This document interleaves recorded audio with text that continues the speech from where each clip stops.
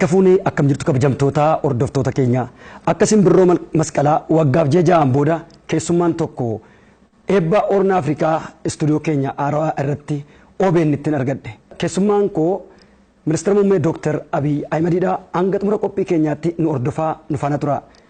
Kabajamoo Ministeera Muummee Dr. Abiyi Ahmed baga nagaadhaan gara istuudiyoo keenyaatti nu dhuftanii isiniin jedha. Baga nagaan nu eddan baga gammaddan. Ulfaadhaa. Egaan guyyaa irraa kana isin faana gaafiif deebii gochuuf wanni na dirqisiise dhimmoota uummataaf ifa ta'uu qabantu jiru. Gaafiin kiyya kan jalqabaa dhiyeenya kana bakka tokko keessumattuu miidiyaa hawaasaa irratti bal'inaan namoonni kan odeessan Dr. Abiyi Ahmed Oromoo miti kan jedhutu deema. Dr. Abiyi Ahmed dhugumaan Oromoo miti. Aadaa Oromoo keessatti Oromoon orma barsiifatee moggaafatee Oromoo godha. Malee qaccee ofii nama ofii Oromoon godhu. Ani gaa dhaladhee waggaa 14-15 keessatti waggoottan 29-30 darbeef maqaa Oromoof dhimma Oromoof waa'ee Oromoof hin qabsaa'aa jira. Amman dhufee muummicha ministeeraa ta'etti guyyaa tokko mamii komii akkasii dhaga'ee hin beeku. OBN jalqabarraan jira Oromoo waan ta'eef isin gaggeesseera isin leenjiseera Oromummaan koo gaaffii ta'ee ka'ee hin beeku. Amma eeganii muummicha ministeeraa ta'e asitti namoonni yaada guguddaa burqisiisuu hin dandeenye namoonni siyaasa adeemee injifannoo fiduu danda'u kallattiidhaan bocuu hin dandeenye odol akkasii kaasanii akka dubbatan nan dhaga'a. Haa ta'u malee dhaloonni koo dachii Oromiyaa keessa abbaa fi koo Oromoodha. Oromoo duwwaa osoo hin taane qonnaan bultoota baadiyyaa keessatti dhaladhee guddadhee bashaashaa jechuun egaa gandas miti. Biyya nan dhaladheetti guddadhe televezyiiniin hin jiru, ibsaan hin jiru, daandiin hin jiru. Oromoo masa qulqulluuti jechuudha. Haa ta'u malee Oromummaan dhiigaan duwwaan mirkanaa'u gochaan mirkanaa'u. Ani Oromummaa koo gaabbii an Oromoof qabu of kennee qabsaa'ee jaalawwan koo wajjin injifannoo fidee eenyummaa ofii dhugoomsee hin jira. Kana akka haaraatti kaasuudhaaf baay'ee rakkadhu. Haa ta'u malee eega dubbiin akkasii kun ka'ee baay'ee na dhibeetu jaarsa tokko naannoo keenya biyya keenya kan dhufan argadheen dhiyeenyatti dubbiseen ture. Maaliif akkas ta'a namni keenya waan ba'ee waan ol ka'e tokko cabsuu irratti xiyyeeffata. Ijaaruun barbaadu waa'ee Oromummaaf amma kana dhamaanee qabsoofne akkamitti gaaffii godhaa kan jedhu kaaseen ture. Maaliif abbaan koo akka carraa ta'ee Oromummaa duwwaa osoo hin taane jecha guutuu lama Amaariffaan dubbachuu hin danda'an. Akkam oolte fayyaa keedha jechuu Amaariffaa hin danda'an. Armeen kiyya lamaan dubbatu. Abbaan kiyya garuu Amaariffa cirumaan danda'an waan isaan beeku. Kanaan itti arrafamaa guddanne. Gaaffiin akkasii uummanni na beeku, uummanni na guddisee akka hin qabaanne nan beeka. Haa ta'u iyyuu malee garuu aadaa gadhee waan ta'eef deebii deebisuu barbaada. Jaarsa kana gaafadhu waan dinqii naa kaasan. Kuni koo waan haaraa mitiin biyya keenyatti keessattuu uummata keenya keessatti akka haaraatti dagaagaa dhufeeraa naan jedhan.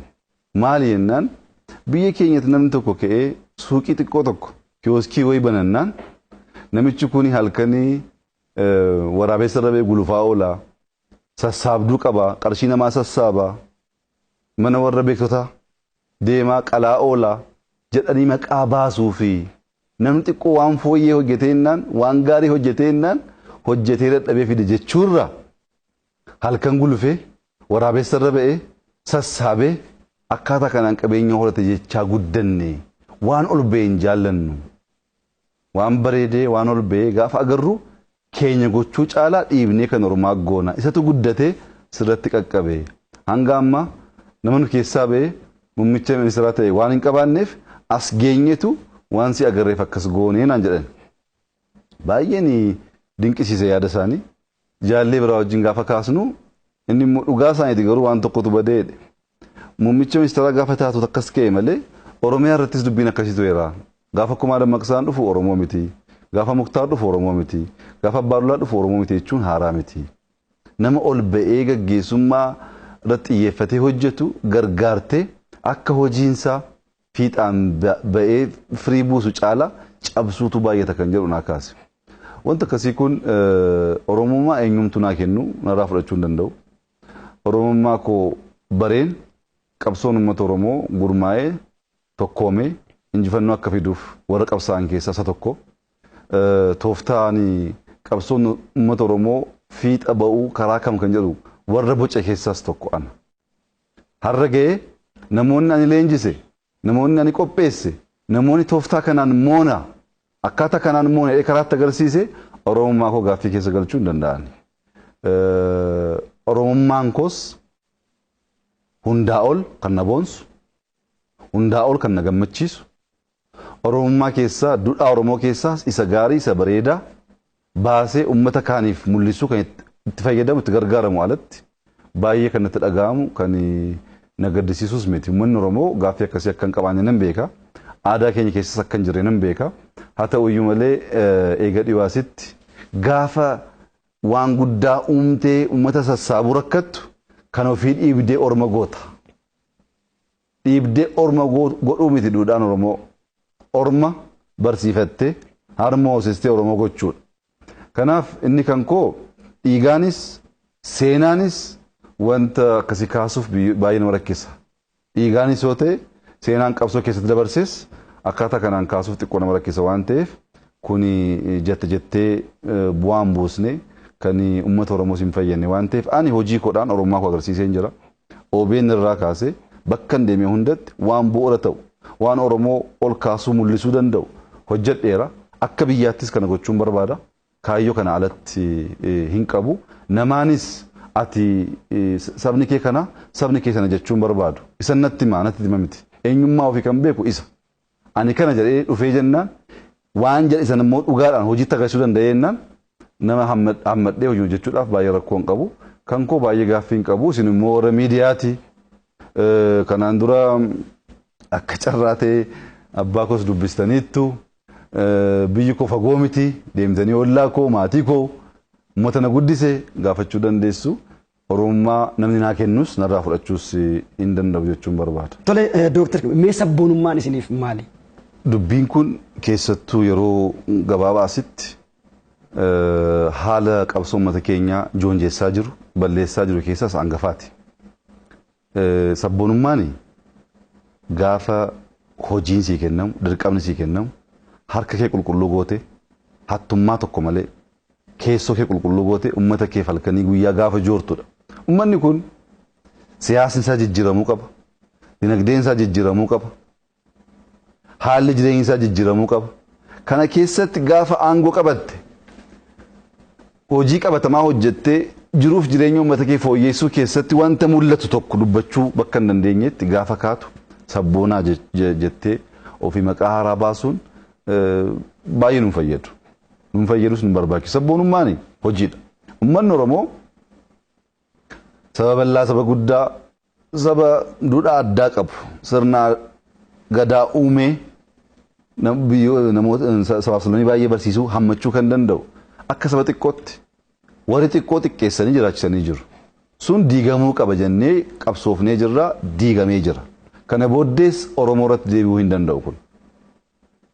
Inni jalqabaati kun. Kun garuu kan dhumaa miti.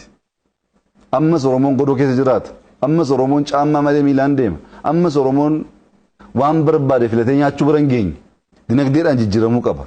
Hojjechuu qabna. Hojiidhaan Oromoo jiruuf jireenya isaa fooyyessinee nagaa argatee oolee buluu akka danda'u amma qaqqabsiisnutti akkasuma alaalumatti feesbuukii irratti sabboonaa jechaa dubbachuun nuun ta'u. Qabsoo hin jalqabne malee hin xumurre. Hojii baay'eetu nurraa eegama. Naannoon keenya misoomuu hin danda'a. Nama hojjetu dhabe. Hattuutu baay'ate. Kan sobutu baay'ate. Kan ofiif qabsaa'utu baay'ate. Kana keessaa baanee uummata keenyaaf ijoollee amma hojjennutti sabboonummaa feesbuukiin nuun fayyadu. Sabboonummaan Oromoo fayyadu hojiidha. Qonnaan bulaa keenya jiruuf jireenya isaa fooyyessu, qonna hammayyeessu. Barattoota keenya barumsa dhugaa baratanii, dadhabanii, irriba dhabanii, saayintistoota haaraa akka ta'an gochuu. Daldaltoonni keenya kan isaanirraa eegamu qulqullinaan hojjetanii gibira mootummaa kaffalanii abbaa qabeenyaa guguddaa uumuu danda'u. Hundaa ol Oromoo baratee hojii dhabee rakkatu kan hojii qabsiisnee jiruu isaa irratti waan qabatamaa fiduu amma dandeenyutti. Oromummaa dagaagsinee addunyaa taama mul'isnutti akkasumaan jechaan sabboonummaan fagoon hin geessu. Wanti guddaa garuu isa sabboonaas isa sabboonaan taanes isa Oromoos isa Oromoon taanes seenaan calalee adda baasa. Oromoon waan hin jirre barbaachuu keessa rakkachuu hin qabu. Kanaaf jecha tokkoon sii kaasuu barbaada. Barattoonni lama hiriyoodha. Hiriyoota lama ta'anii barumsa barachaa oolaniitu xiqqoo qe'ee keessa turu. Namoonni kaan barsiistonnis barattoonnis ba'anii deemu. Yeroo gara bakkeetti ba'anii hoolota sadii argatu. Argataniitu ijoolleen kun mari'atti.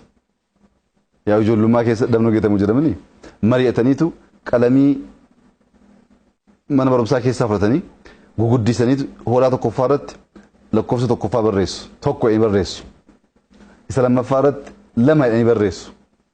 Isa sadaffaa irratti afur jedhanii barreessu. Qalamii diimaa guguddisanii kana hoolota sadii mana barumsaa keessa galchanii itti cufaniitu deemu. Gaafa ganama barsiistonni mana barumsaa dhufanii fooliin mana barumsaa jijjiiramee jira. Maaltu uumame jedhanii gaafa barbaadanii hoolonni fincaanii waa baay'ee godhanii manni babbadee jira. Kana booda hoolaa tokko gaafa argan lakkoofsa tokkoffaa qaba. Kan biraa gaafa argan immoo lakkoofsa lammaffaa qaba. Kan biraa gaafa argan lakkoofsa arfaffaa qaba. Barsiistonni kan arganii isa manni xuraa'ee ajaa'isan dagataniitu hoolaan sadaffaa badee jiraadhan. Hoolaan sadaffaa badee jiraadhanii barbaachuutti galan. Argachuu dadhabanii sana booddee barattoonni dhufan. Barattoonni gaafa dhufanii barattoota wajjin qe'ee mana barumsaa sana guutuu sakatta'aa barbaadaa oolan. Hoolaan sadaffaa badee jira. Kudha tokkoffaan jira, lammaffaan jira, arfaffaan jira, sadaffaatu badeedhanii. Ijoolleen barreeffama sana barreessan jiru lamaan dhufanii jiru. Woo dubbatanii adabamuuf deemu. Akka nama hin beekne warra hin beekne wajjin guyyaa guutuu barbaachaa oolan. Hoolaan sadaffaa sun hin jiru.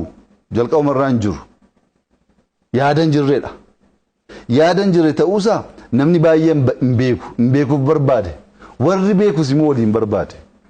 Warri beekus dubbatanii dubbicha sirreessuu badii ofii amananii irraa barachuu isaniitu akka hin beekne ta'anii warra hin beekne wajjin barbaachuu keessa deeman.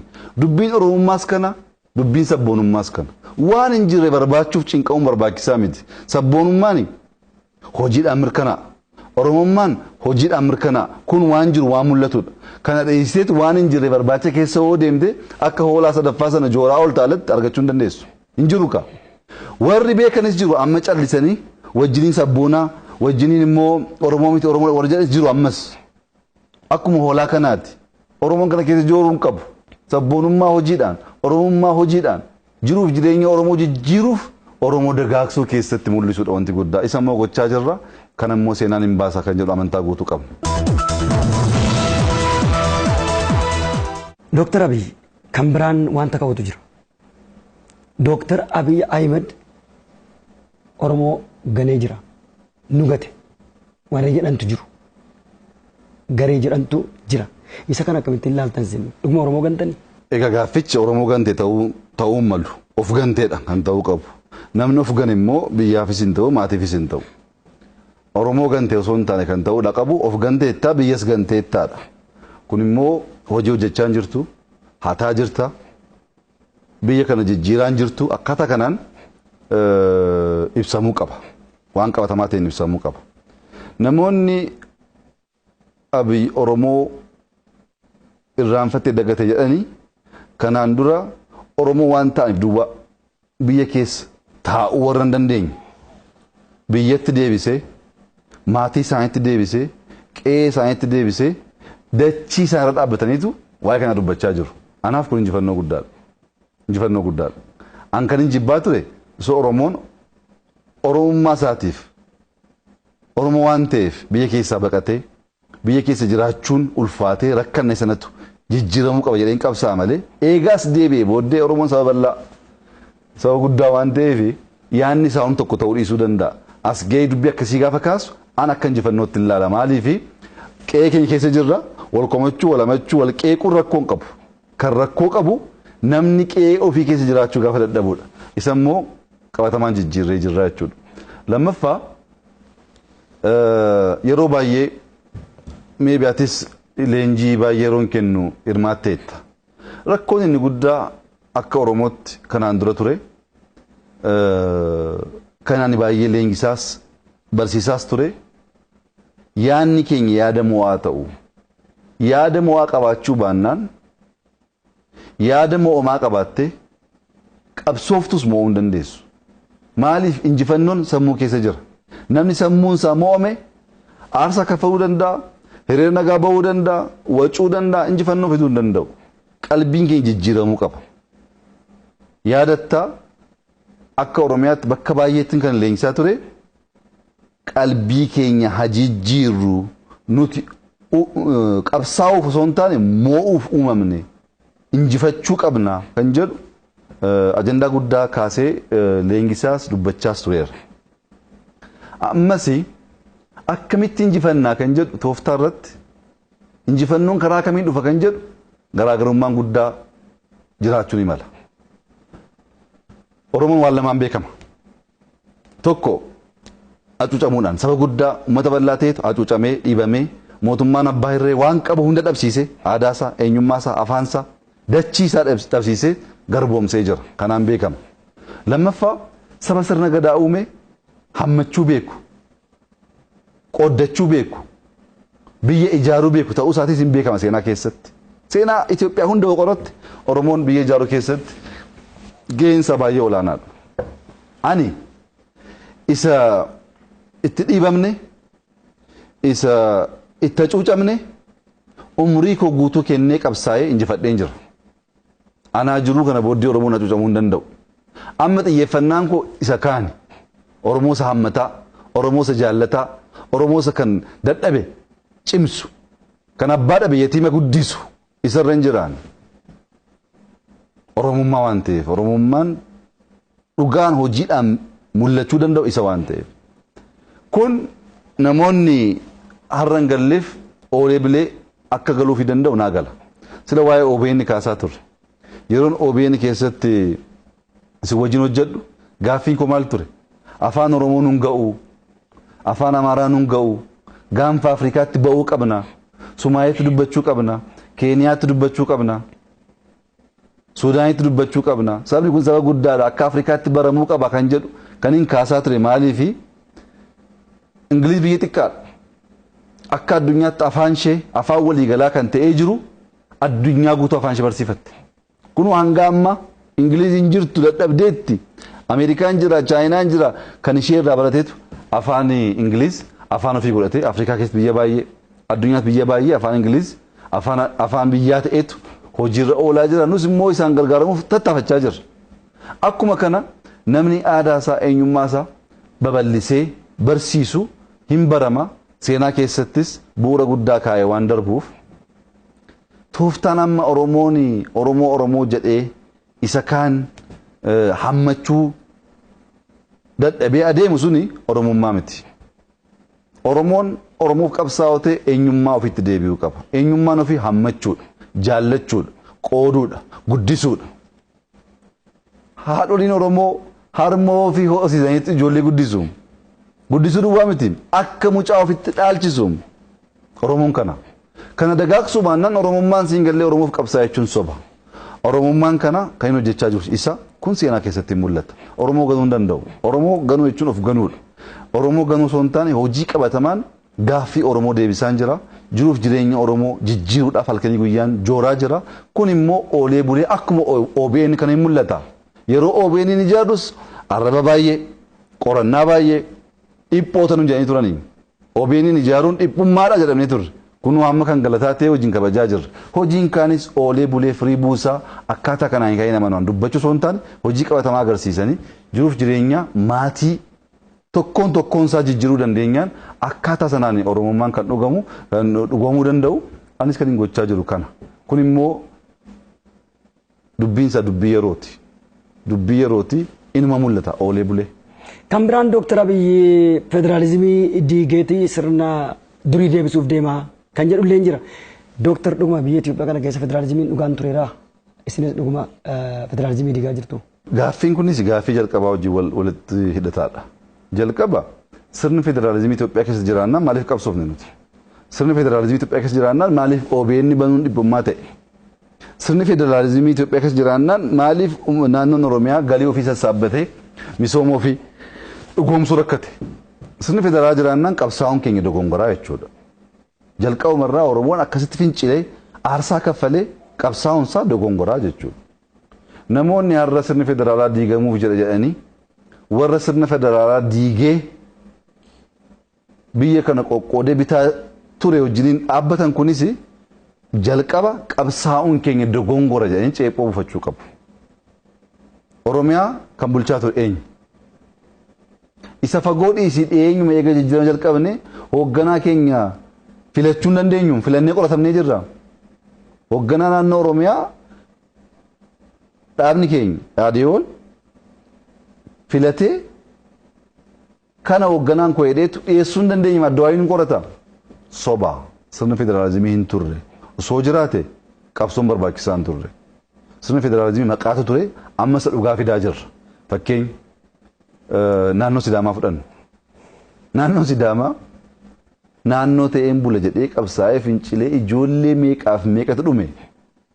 Waggaa meeqa qabsaa'anii sirni sun gaaffiin kun gaafa ka'u hin rukutaa, hin hidhaa, hin ajjeesaa, ukkaamsee tambisa. Har'oo Oromoon hin dhaggeeffata carraa kennaa karaa dimokiraatawaa ta'een ummanni sun mirga ofii fedhiisaa mirkaneessee jira. Federaalizimii jechuun kana. Yeroo dhufnu naannoo 9 amma naannoo 10 ta'ee jira. Ittuu cimaa jira moo diigamaa jira? Kun tokko. Lammaffaa federaalizimiin dhugoomuu kan danda'u heera mootummaa irratti. Heerri mootummaa hanqina kamiyyuu qabaatu malee heera mootummaadha. Hanqina isaa sirna isaatiin jijjiirta. Amma sirraa'utti immoo isaan gargaaramtee hojjetta. Bakka barbaaddutti heera mootummaa kaasaa, bakka hin barbaannetti heera mootummaa irra darbaan ta'u. Inna sirni federaalizimii cimaa jira. OBN piroojeektii shaggar deemee ilaaluu danda'a. Sabaaf sablammii yeroo jalqabaatiif maqaa isaanii akka baduu haqamuu hin dandeenyetti keenyee buna keenya dhaabnee meeshaa garaagaraa kan aadaa keenya ibsu nyaata keenya ibsu akka hin banne dhakaa irratti bifa addaatiin hojjechiisnee shaggar gubbaa dhaabnee jira deemanii ilaaluudha. Amma sirni federaalizimii cimaa jira. Federaalizimii garuu olaantummaa warra abbaa hirree cimsee warra kana cuucu hin goonu. Isa dhugaa finna, isa walqixxummaa, isa dimokiraasii, isa sirni gadaa dubbatu sana finna. Isa gochaa jirra. Federaalizimii akka waduuf wanti addaa wanti goonis hin jiru. Woo akkas namoonni shakkan jiraatanis immoo dubbiinsa hamii komii ta'uu qabu. Maaliin ibsamaa jedhanii kaasuu qabu. Amma Oromooni OBN banachuu hin dandeessuu qoratamaa ture. Har'oo naannoon barbaade akka barbaade amma mootummaa arrabsutu dubbachaa hin jiru. Kamtu sirna dimokiraasii sirna federaalizimii ta'etu ummanni keenya fedhiif yaada isaa akka barbaade ibsachaa jira kan jedhu ummanni hundi hin beeka. Kuni qabsoon akkasii kun injifachuu hin danda'u. Qabsoon dhugaarratti hundaa'uu dadhabe. Qabsoon dhugaarratti hundaa'ee tooftaa kaa'ee tooftaa sana dhugoomsuuf kaayyoo garaagaraa uummatee hojjechuu hin dandeenye injifachuu hin danda'u. Kanaaf kanaan duras rakkannee kan turre kaayyoo guddaa qabna akkaataa kaayyoon sun dhugoomuu danda'u immoo hin beeknu. Waan barbaachisaa hin taane kaasaa baane kanaaf injifachuu dadhabne ammas injifachuu hin danda'amu. Injifachuuf dhugaa qabaachuu qabda. Injifachuuf lapheen kee qulqulluu ta'uu qaba. Injifachuuf rabbi si wajjin dhaabbachuu qaba. Sobuudhaan uummata gowwoomsuudhaan akkaataa kanaan adeemsa deemamu ajandaa guyyaa guyyaa oomuu danda'a malee injifannoo dhugaa fiduu hin danda'u. Kunis soba. Soba qabatamaanis immoo namni si wajjin dhaabbatee si wajjin waa'ee dubbii kana kaasee mormee si amansiisuu danda'u hin jiru soba waan ta'eef. Mee Dooktar Kabiraan afaan Oromoo bu'uura qabsoo Oromooti. Dooktar Abiyyi uummata Oromoo bakka bu'ee biyyaa geggeessu malee uummata Oromoo bakka bu'a. Kanaaf waa'een afaan Oromoo maalirra jira? Gama biraatiin immoo warri Oromoonis hin fayyadamne warra jedhantu jiru. Mee kan akkamittiin naa ibsitu? Egaa rakkoo Oromoo abbootiin keenya hubatanii bara baay'ee qabsaa'aa turanii jiru. Kan akka Haayilee Fiidaa Oromummaan akka dagaaguuf qubee afaan Oromoo kan barreesse, kan akka Baaroo Tumsaa qabsoo uummata Oromoo dagaagsuudhaaf kan qabsaa'e aarsaa kan kaffale abbootiin guguddaa jiru. Namoonni baay'ee amma haaraa makachaa jiran kun hojii godhatanii qabsoo uummata Oromoo sirnaan hubatanii sun taane hojii godhatanii.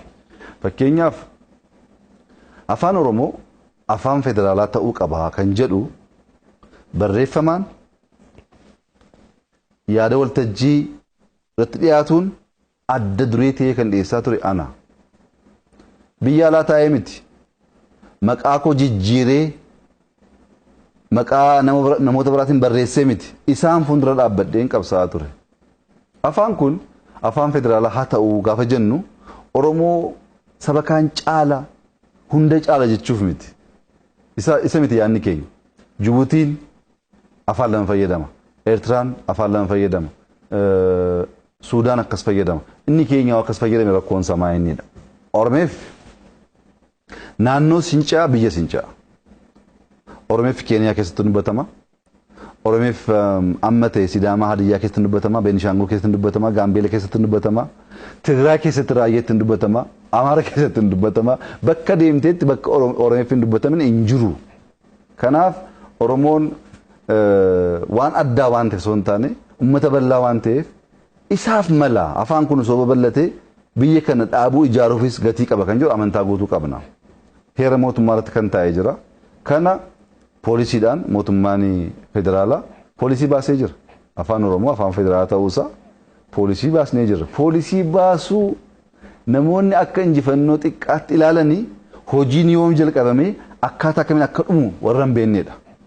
Poolisii baasuu duwwaa miti kaabineen sagalee guutuudhaan murteessee mirkaneessee sagalee guutuu mirkaneessuu dhiisitii gaaffiin kun gaafa ga'u uleen nurratti bu'aa ture kanaan dura warra hin beeknetu waa'ee seenaa kana kaasa. Ani maalan beekaa hojii koo hunda keessatti waan guguddaa yaada xiqqaarraan jalqabaa suuta isa guddaa mirkaneessuudhaaf adeema. OBN akkasitti uumame. Gaafa OBN uumamu kaameraan qabnu anteenaan qabnu. Akka xiqqootti daqiiqaa 30 sa'a tokko jenne jalqabne amma kunoo ofirraa dabarree warra kaan hammannee kan warra kaanis dabarsutti gallee jirra. Afaan Oromoo poolisiidhaan mirkanaa'u isa duwwaa garuu miti. Isa duwwaa miti. Maalaan guyyaa guyyaadhaan hojiin hojjedhu Amaariffaa fi Oromeeffaan dabarsaan jiru. Muummichi ministeeraa Oromeeffaa fi Amaariffaan barsiisuun aadaa haaraa barsiisuu miti. Wanta akkasii baramee jira Itoophiyaa keessatti. Aadaa barsiisaa jirra. Afaan kana lamaaniin ergaa dabarfachuun namni kaan Oromeeffaan ergaan darbuu akka qabuus akka danda'amus akka amanu gochaa jirra. Isa duwwaa miti. Sagantaa kee har'aa irratti suma har'aa irratti namoonni naannoo garaagaraa dhufan hooggantoonni kabajamoo obbo galatoomaan jenne afaan Oromoo dagaagaan jiru kun ta'ee beeka dhageenyee beennaa kan dhageenyeen beennu kanaan dura kan ture keessummaa waamneetu naannoo biraarraa keessummaa jecha afaan keenya dhiisnee afaan jaraan dubbanna. Amma keessummaa waamnee afaan keenyaan dubbanna afaan jaraatiinis dubbanna jarris afaan keenya shaakalu. Kanatti ta'aa jira. Gaaffii kana waggaa 10 booddee na gaafadhu. Gaaffii kana waggaa 20 booddee na gaafadhu. Yeroo OBN'n uumamu namoonni baay'ee hin cabaa eessayyuu ga'u dhaabaa dhibboon jedhanii jiru. Har'a garuu nu gargaaraa jechaa jiru. Kan poolisii kanas akkasuma. Wanta akkasii kuni abjuu duwwaadhaan miti hojii barbaada. Hojii guyyaa barbaada. Aadaa jijjiiruu barbaada. Sirna jijjiiruu barbaada. Kana keessatti kan dhugoomuu danda'u. Kanaaf sirna barumsaa keessatti hojii guddaa hojjechaa jirra. Hojii guyyaa keessatti odeeffannoon afaan kanaan akka darbu gochaa jirra. Namoonni kan afaan kanaan gargaaramuun seenaa uummata Oromoo baruun kabaja ta'uusaa akka baran gochaa jirra. Kun oolee bulee bu'aa akkamii fida kan jedhu walumaan laalla. Injiraanna waan ta'eef rakkoo hin qabu. Gaaffii afaan Oromoo kaasneerra seeraanis deebisaa jirra. Hojii guyyaatiinis mul'isaa jirra. Oolee bulee hin mul'ata naannoleen baay'ee afaan Oromootiin barsiisuuf qophaa'aa jiru. Ajajnee miti. Dhiibbaarratti qaqqabsiisnee miti. Oromoo wajjin waliin jiraachuuf aadaa isaa eenyummaa isaa baruun barbaachisaa waan ta'eef. Kanaaf dubbiin akkasii kun guyyaa tokkoon waan mirkanaa'uu danda'u miti. Gamoo kana ijaaruu barbaaddeetu guyyaa tokkoon kaa'uu hin dandeessu yeroo barbaada. Yaada gurguddaa akkasiis guyyaa tokkoon dhugoomsuu hin danda'amu. Afaan Oromoo afaan federaalaa haa ta'u gaaffii kaasuun biyya yakka ture keessatti poolisiidhaan dhugoomsuun injifannoo guddaadha. Inni kaanis immoo hojjetamaa jira, mul'achaas jira. Qabatamaanis immoo wanta ta'u hundi keenya boriftaan arginu waan ta'eef baay'ee nama yaaddeessu karaa gaarii irra jira. Adeemsaas baay'ee nama gammachiisa. Bu'uura qabatee seera qabatee hojii guyyaa guyyaa mul'achaa jira. Inuma ta'a kana dhaabuu kan danda'us jira yaadu gama kootiin. Jijjiiramni kun gufateera warra jedhantu jiru. Darbee darbee bakka tokko tokkotti jijjiiramni gufate warra jedhan. Akka nama jijjiirama kana hoogganaa jirutti isin kanarratti warra kanaan maal jettu? Jijjiiramichi eessatti beeku? Jijjiiramichi gufachuusaa kan beektu jijjiiramichi keessa hoo jiraatte duwwaadha. Tokkoffaa uummanni bal'aa Oromoo sabni kun akka hubatu kan hin barbaadu. Dhufaatiin jijjiirama kana dhufaatii mootummoota kanaan duraa wajjin waliin fakkaatu. Mootummaan dargii gaafa dhufu hooggantoota Haayile Sillaasee, ministeerota, jeneraalota isa ajjeesu ajjeesee, isa hidhu hidhee, isa ari'u ari'ee shaalaqaa gaditti gurmaa'etu mootummaa ta'e. Booddee mootummaan addawaayii gaafa dhufu dargii guutummaan guutuutti balleessee bittinneessee hoomaa waraanaa ofii qabatee mootummaa ofii ijaarrate. Mootummaa ofii ijaarrachuu duwwaa osoo hin taane Oromiyaa bulchaa ture. Salamoon Ximoo bulchaa ture namoota keenya wajjin ta'e kibba bulchaa turani Sumaalee bakka hunda naannoo hundatti nama qabu bulchaa turan. Humna ofii ijaarratanii dhufaniitu bulchaa turan. Nuti yaada qabanne iskibirtoo qabannee tumoone. Gaafa gallu sirna jiru jijjiiruu dhiisiitii eegumsa keenya eegumsa nu eegu jijjiiruun fala ture. Eegumsa ana eegu Oromoon tokko keessa waan hin turreef. Amaari tokko keessa waan hin turreef isuma jijjiiruun fala guddaa ture biyya jijjiiruu dhiisiiti. Ani hunda diigee miti kan ijaaraa jiru. Isa jiru qalbii jijjiiree, isa jiru barsiisee sirna uumaa jira. Sirna amma jijjiiramni kun itti deemaa jiru kana. Malee hoomaa waraanaa kan ofii keenya ijaarranne, caasaa ofii keenya ijaarranne, naannoo hundarratti nama keenya keenye, waraana keenya keenye kan hojjechaa jirru. Kun garaagara waan ta'eef adeemsaas garaagara. Inni keenyaa kun dadhabuu barbaada, yaaduu barbaada. Tasgabbii guddaa barbaada. Yeroo fudhachuu barbaada. Akkaataa kanaan adeemsi adeemaa jiru jijjiirama kana jalqabnee qabsootti gaafa gallu caalaa dhibbeentaa baay'eetiin caalaa jijjiirama guddaa fideetu bu'uura guddaa ta'aa jira. Yeroo jalqabnu kaayyoon keenya kan ture inni jalqabaa warra abbaa hirree warra uummata keenya hacuucaa jiran kana diiguudhaa. Hindiigna jira diignee aarsaa kaffallaadha. Harra hidhamtu, boo hidhamtu, sunu sodaachisan, sunu hordofan, hinduunaa hin dhiisnu jennetti fufne miti. Kaayyoon keenya jala kana aangoorraa kaasuu malee mootummaa biraa uumuu amma jedhutti kan deemus hin turre. Warra Oromoo hacuucaa turan, warra sabaaf sablammii Itoophiyaa hacuucaa turan kaasnee jirraa injifannoo guddaadha kun. Kana gochuu miti yaaduun yakka ture. Anaan qorachaa turanii muummicha ministeeraa ta'uu barbaadda jedhamee qorannaan taa'amee qoratamaan ture. Yaaduun hin danda'amu ture kaleessa. Muummicha ministeeraa ta'uu yaaduun yakka jedhamee qoratamaan ture. Sun jijjiiramee jira. Isaa oloo sirna jijjiiruun instituushinaaliidha. Jalqaba yaada barbaada. Yaada haaraa. Fakkeenyaaf hoomaan waraanaa biyya keenya kan akkaataan itti ijaaramaa ture dhaaba tokko saba tokko akka tajaajiluuf. Kun jijjiiramee biyya guutuu akka tajaajiluuf jalqaba isa jiru qorachuu qabda. Baruu qabda. Booddee isa haaraa barreessuu qabda. Leenjisuu qabda. Adeemsa akkasii barbaada. Dippiloomaasii irratti adeemsa keenya jijjiirree jirra. Hoomaa waraanaa irratti jijjiirree jirra. Ikoonomii irratti jijjiirree jirra. Gama hundaan haala ture rakkoo ture qorannee adda baafannee isa sirnaan jijjiirama uumuu danda'u bu'uureffachuu danda'u moo hojjechaa jirra. Ammoo namoonni baay'ee alaalatti aangoo hawwu. Alaalatti fedhii isaa mirkaneessuuf humna qaban hunda fayyadamanii hojjetu. Garuu dhaamsi koo qophaa'uu barbaada. Qophii malee wanti dhufe hundi rakkoo qaba.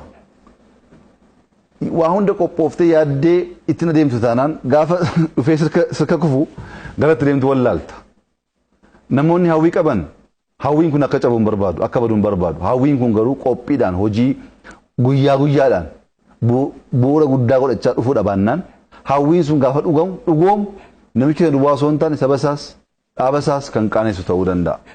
Amma namoonni bakkee ta'anii akkaataa kanaan qeeqan boriftaan carraa argatanii gaafa dhufan ilaalla. Gama keenyaan kan yaadne caalaa fakkeenya baay'ee kaasuu hin danda'a. Gaafa masaraa mootummaa galu miindaa kaffaluu hin danda'u. Gaafa masaraa mootummaa galu qabeenyi biyya kanaa akka waliigalaa biliyoona doolaariitiin 87 ture. Gaafa masaraa galu galiin nama tokko nama dhuunfaa 800 fo'ee ture. Haala gama dinagdeetiin kan 87 ture qabeenyi waliigalaa biliyoona 100 caalee jira. Gaafan galu liqeeffachuu hin danda'u Itoophiyaa liqeeffattee biyya deebisuu hin dandeenye jedhama. Amma liqeeffachuu dandeenya. Miindaa isa jiru kaffaluu miti miindaa baay'ee fooyyessinee jirra. Piroojeektii haala jalqabuu duwwaa osoo hin ta'e isa jiru 10,000 finnee jirra kan Oromiyaas hin beektu. Gama dinagdeen seenaa guddaa hojjenne gama dippiloomaasii seenaa guddaa hojjenne. Piroojeektiin hidha abbayyaa du'ee ture. Fayyisnee kun amma mormiin bishaan qabachuu dhiisu miti. Piroojeektii duddu'e kan akka kana warshaa shukkaaraa fudhachuu dandeenya, indastiriyaal paarkii fudhachuu dandeenya. Piroojeektii baay'ee kaasuu nan danda'a. Kan du'e fayyisnee hojiitti jijjiiraa jirra. Jijjiiramni kun biyya kana hambisee jira. Jijjiiramni kun akka jarri hin jirru taanaan biyyi kun hin diigama jedhanii dubbatan sana akka hin taane dhugoomsee jira. Biyyi kun hin diigamu. Biyyi kun kan isa qabee jiru waan mul'atu duwwaa miti. Kan hin mul'annes jira, sammuunis jira, aadaan jira, duudhaaleen garaagaraa jiru. Akka jarri yaadan sana gaafa barbaadan tokko kan ta'u gaafa jarri hin barbaanne immoo kan diigamu akka hin taane qabatamaan agarsiisnee jirra. Bu'uura qabatee bifa addaatiin deemaa jira. Kan immoo addunyaa guutuutu mirkaneessaa jira. Addunyaa guutuutu dubbata. Fakkeenya fudhaa Itoophiyaa irraa akka jiraatu jijjiirama fidaa kan jedhu addunyaa guutuutu dubbata. Inni keenya maaf rakkataa? Isa gaa oollee bullee seenaa keessatti ilaaluudha. Itti fayyadama miidiyaa hawaasaa duudhaa Oromootiin wal qabsiistanii keessumattuu bakka tokko tokkotti maqaan balleessiin daangaa darbe yeroo barraa'u hin argina. Dooktar Abiyi Ahmed akkuma arganitti barreessuutu jira. Kana duudhaa saba Oromoo qabu waliin wal qabsiistanii mee akkamitti ilaaltu? Isinis yeroo baay'ee deebiin yeroo kennamu sin argamu dhugaa ta'ee soba ta'ee wanti irratti dubbatamu hin jiru. Isin isa kana akkamitti ilaaltu? Kun gaafii baay'ee gaafii murteessaadha. Kanaaf garuu deebii si kennu duratti xiqqoo duubatti deebisuun barbaada. Jalqaba muummicha ministeeraa ta'uu yaadinaa muummicha ministeeraa ta'uu isiniin maluu isiniin dandeessanii isin bitamuuf malee bituuf hin geenye isin dhiphummaa qabdu ilaalcha gadaantummaa qabdu hin dandeessanii bara jedhamu keessatti barreeffama tokko ni argadhee dubbise. Sanattuu hanga irraa anaa fi humna ta'ee na qabee deemaa jira. Barreeffamni suni Maandeellaa wajji wal qabatee barraa'e. Maandeellaan barataa kan ture seera barachaa ture yeroo dargaggummaa. Gurraachi bara isaa keessatti seera barachuun baay'ee kan barames miti kan barbaadamus miti. Barsiisaan adiidha. Maandeellaan arguu jibba kutaa barumsaa keessatti. Guyyaa tokko Maandeellaan namichi kun akkasa jibbu beekaa kaafteeriyaa kan mana barumsaa sana nyaachuu gaafa deemu barsiisaan sun bakka tokko taa'ee jira. Maandeellaan itti hiqeetu gara teessoo isaatti deemeetu taa'ee nyaata isaa fidatee nyaachuu barbaannaan piroofeesarri sun waan tokkotti dubbate. Mister Maandeellaa jedheen obbo Maandeellaa jedheen maali booyyee fi simbirroon waliin ta'anii akka nyaachuu hin dandeenye hin beektuu jedheen. Egaa namichi kun booyyee fi simbirroo gaafa jedhu booyyee eenyuun jechaa akka jiru simbirroo eenyuun jechaa akka jiru ifa. Maandeellaan daqiiqaa tokkoof dhaabbateetu yaade. Yaadeetu dhugaa keeti piroofeesar jedheen. Booyyee fi simbirroon waliin ta'anii nyaachuun sirrii miteedha. Garuu immoo simbirroon balali'uu waan dandeessuuf bakka ishee jijjiirrachuu dandeesseetu bakka isaa irraa ka'eetu bakka biraa taa'e. Maal jechuudha? Atillee anaan booyyee naan jechaa jirta booyyeen siyaan simbirroodhaa jedhee deemee jechuudha. Namichi kun baay'ee aare. Baay'eetti dhaga'ame. Yeroo biraa haaloo kana ba'achuudhaaf yeroo fudhateetu itti yaadee guyyaa tokko kutaa keessatti barattoonni hundi bakka jiranitti Mister Maandeellaa gaafii tokkoon si gaafadhaa jedheen. nagaafadhaa Profeesar jedhee deebiseef Maandeellaan dargaggoo yoos maal jedhee gaafataa karaa irratti qarshii kuntaala tokko yookaan immoo qarshii kuntaala tokkoof beekumsa kuntaala tokko wal bukkee taa'anii soo argatte isa beekumsaa fudhattamoo isa qarshii fudhattaa jedheen Maandeellaan kun gaaffii maalii qabaa isa qarshiin fudhadhaa jedhe Profeesarri kun baay'eetti kolfe maaliif beekumsa dandeettii mala dhiisteetu qarshii fudhatte jechuuf kolfaga kolfeetu ani isoon bakka kee ta'e qarshicha fudhadhu jedhe beekumsa barumsa sanan fudhadhaa mala sanan fudhadhaa malli suni qarshii uumuu waan danda'uuf isan barbaada malee qarshiin fudheetitti kolfeetu kofalchiise Maandeellaan kan kee sirriidhaa kan koo sirriidhaa jedhe Profeesaricha akkamitti jennaan namni kan qabuun barbaadu isan qabaanne barbaada ani beekumsa nan qaba bilchina nan qaba sammuu nan qaba qarshiin dhabe ati immoo beekumsa hin qabdu waan qabu sitti fakkaata qarshii immoo qabda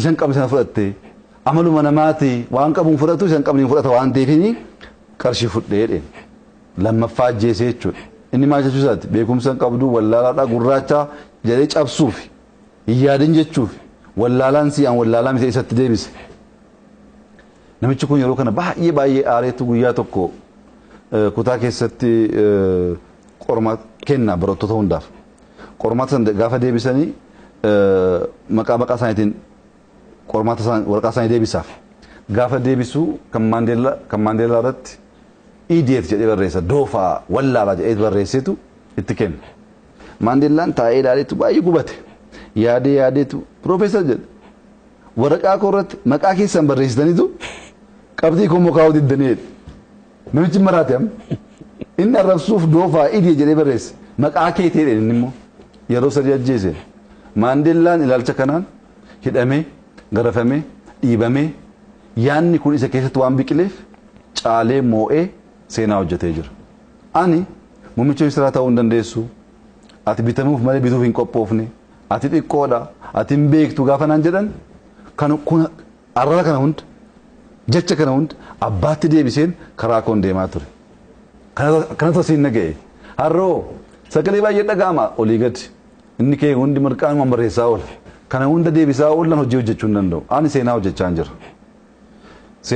naannoo keenya keessatti fakkeenyaaf waggoottan tokko darbe keessatti piroojeektii 4,000 waggaa 10 ol dhaabbate piroojeektii xixiqqaa amma guddaatti raawwannee eebbisiisaa jirra 4,000 ol mana barumsaa ta'uu danda'a hospitaala xixiqqaa ta'uu danda'a gamoo garaagaraa ta'uu danda'a hojii baay'ee jalqabamee dhaabbate finneetu eebbisiisaa jirra deemaatti ilaalaa isinis seenaa guddaadha kun jalqabuu osoo hin taane fixuu akka dandeenyu agarsiisaa jirra finfinneetti wanti hojjechaa jirru abbaan barbaade dhufee kan buqqisuu danda'u miti seenaa hojjechaa jirra seenaan kun bu'uura kan taa'uudha kan mul'atudha abbaan barbaade boo dhufe xureessuudha tattaafachuu danda'a balleessuu hin danda'u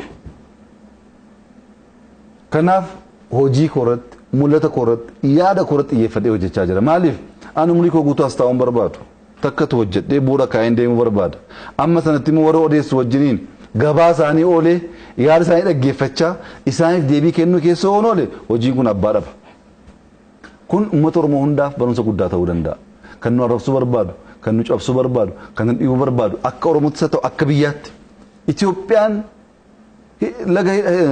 piroojeektii laga hidha Abbayyaa yaaduun dandeessu hin qabdu jedhanii kan dubbatan jiru amma sammaa kana Misir piroojeektii dachaa 5 fedhii ishee ol kan ta'e hojjette Itoophiyaan jetti fedhii keenya akka nama murteessu arraboota akkasiif deebii kennuuf yeroo balleessuun barbaachisaa miti mul'ata kee yaada kee qabatteetu xiyyeeffattee deemtee sana galmaan ga'uu dandeessee jennaan oolee bulee inni si arrabsees inni si komatees inni si jibbees harka kenna inaaf kun immoo moonee harka kennisiisnee jirra ammas immoo waan bu'uuraa hojjennee harka kennisiisna kun shakkii hin qabu akka moonu beenna mul'ata keenya beenna akkaataa hojjechaa jirus beenna kana hojjechuudha dhabdeetu maqaa baasaa yoo oolte maqaa kee hammattee teessaa maqaa kee wajjin dhimma hin qabu dubbii kee wajjin dhimma hin qabu warra na arrabsuu fedhii hin qabu akkasitti miti kan hin guddadhe an hojii hojjedhe waan seenaa keessatti midaalamee dhaloonni hojii jechuun kana jechuu danda'u hojjechaa jira yaadaanis dhaabbileedhaanis waan mul'atuunis OBN deemee ilaalu inxooxxoo waan fakkaatu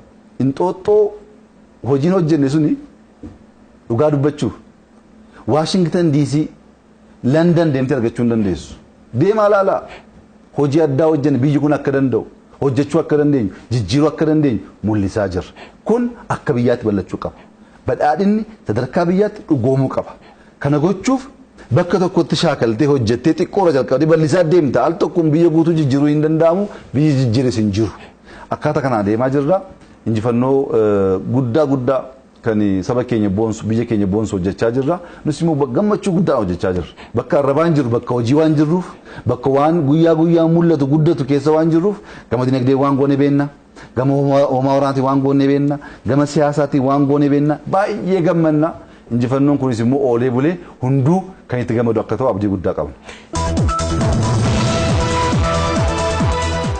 Kallattiin qabsoo Oromoo kanaan booda maal ta'uu qaba wanni uummata Oromootiif dhaamtan maaltu jira? Uummanni keenya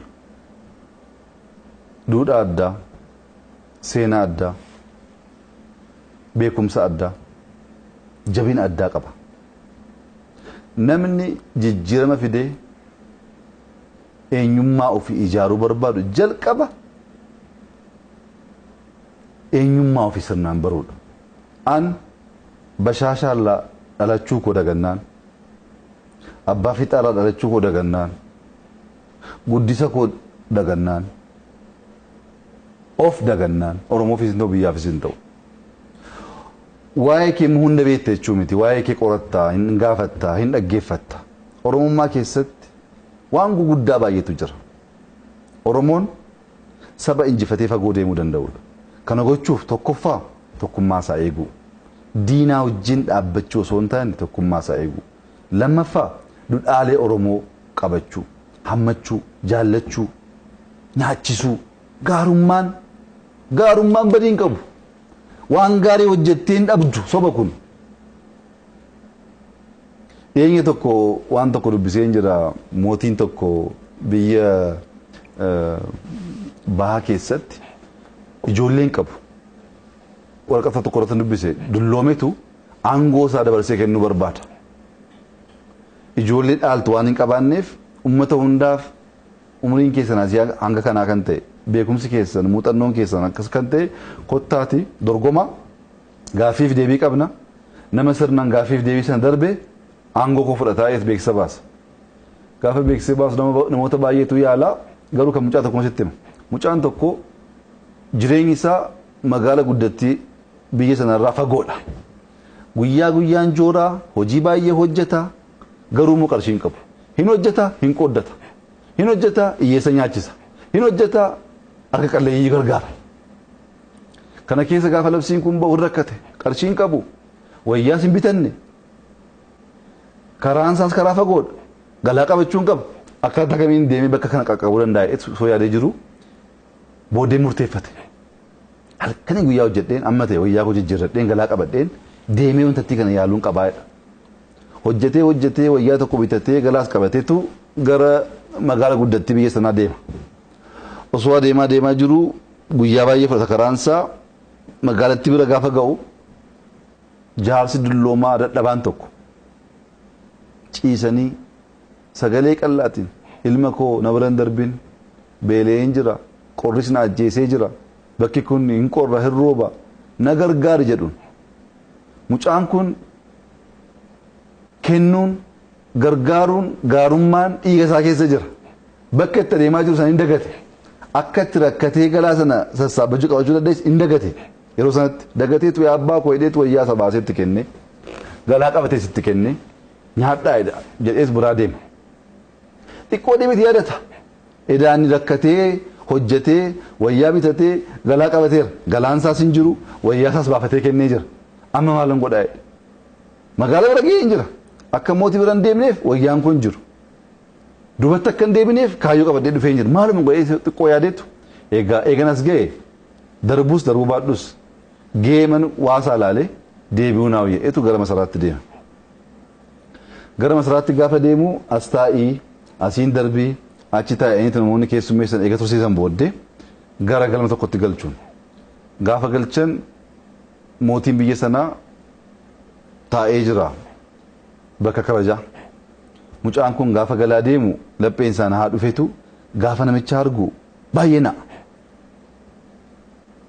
Ittiiqaa gaafa deemu mucaan kun boo'ichatti ka'a. Yaa mootii maalan balleessi? Maalan godhe? Maaliif kanaan na qorattu? Mootii sanatu isa kadhachaa ture. Maaf na qorattu kanaan? Humna akkasii hoon qabu qorannaan akkasii kun maaf narratti ta'ee hin bu'aa mucaan. Yaa ilma koo kottu jedheen. Kabaja kana wayyaa kana uffadhee osoon karaarra deeme namaan kadhadhe kan qaban dhiisi kan hin qabne kadhatanii liqeeffatanii naa kennu. Namni nama ta'uusaa baruu kan hin danda'u kabaja koo wayyaa koo jimmiti jedheeni yeroo baay'ee taa'eera. Namoonni baay'ee yaa jaarsa namaa hin qoostaayi mootii bira deemaa jira na bira darbu jedhe. Gaafa deeman gaafa gaafiif deebisanii deebisuu deeman jaarsi kun maal ta'een qoostaa yeroo hin qabnu mootii bira deemaa jira fiigaa deemu si duwwaatu dhaabbateetu waan qabdu naa qooddee nama akkasii laphee akkasiin barbaada waan ta'eef har'aa kaastee. Mucaan kun gaarummaa kana qormaata san darbuuf guyyaa sana yaadee itti malee itti akeekkatee miti kan godhe dhiiga isaa keessa jira eenyummaa isaa keessa jira awwalumarraa kaasee mucaan kun gaarii ture qooduu kan beeku ture. Muuxannoo isaa beekumsa isaa awwalaa jalqabaa sanatu guyyaa kana ceesise. Ammas Oromoon beekumsa isaa awwalaa eenyummaa isa jalqabaatti deebi'uu qaba. Eenyummaan keenya ni jalqabaa kennuudha, hammachuudha, gurshuudha, guddisuudha, harma hoosisuudha. Isa goonaani fagoo deemna. Isa dagannaani injifannoon hin jiru.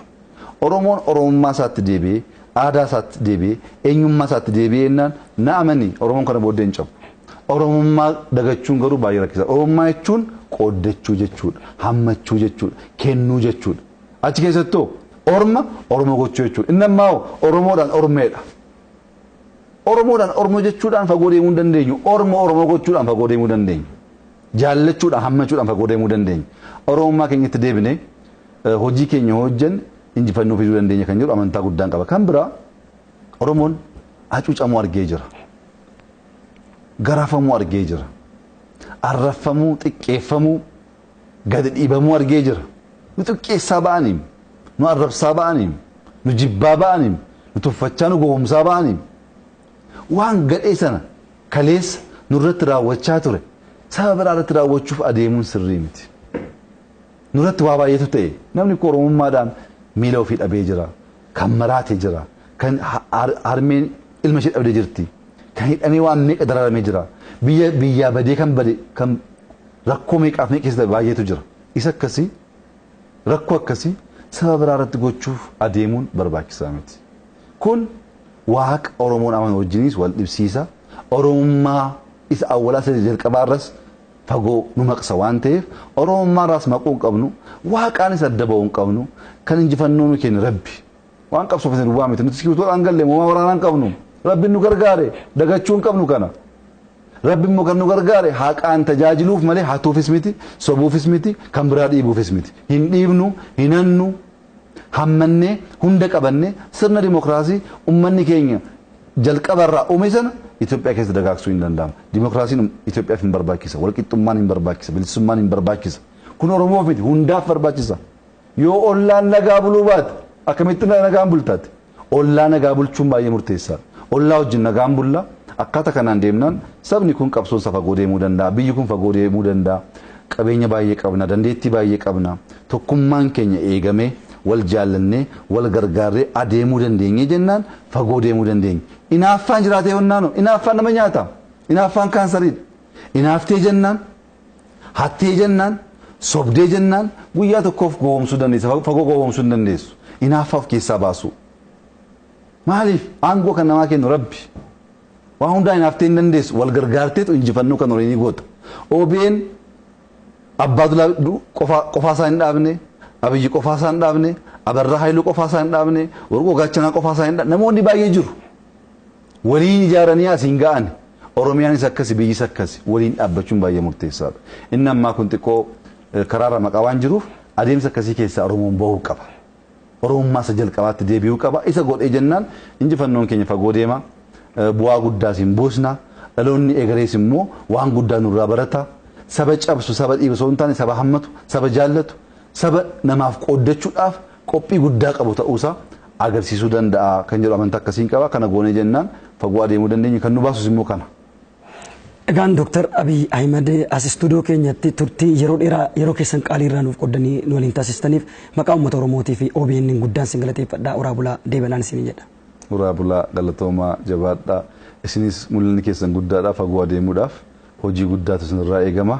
Egaa jabaadhaati OBN kana Afrikaa guutuu kan addunyaa guutuu godha. Oromummaaf aadaa Oromoo akka addunyaatti akka Afrikaatti dagaagsuu keessatti gahee keessan taphadhaa jechuun barbaada. Ulfaadhaa. Ulfaadhaa. Egaan kabajamtoota daawwattoota keenya turtii yeroo dheeraa Dr. Abiy Ahmed faana taasifnee kanumaan xumurreetii jirraa. Qophiin OBN kan biraan itti fufuu turtii gaarii.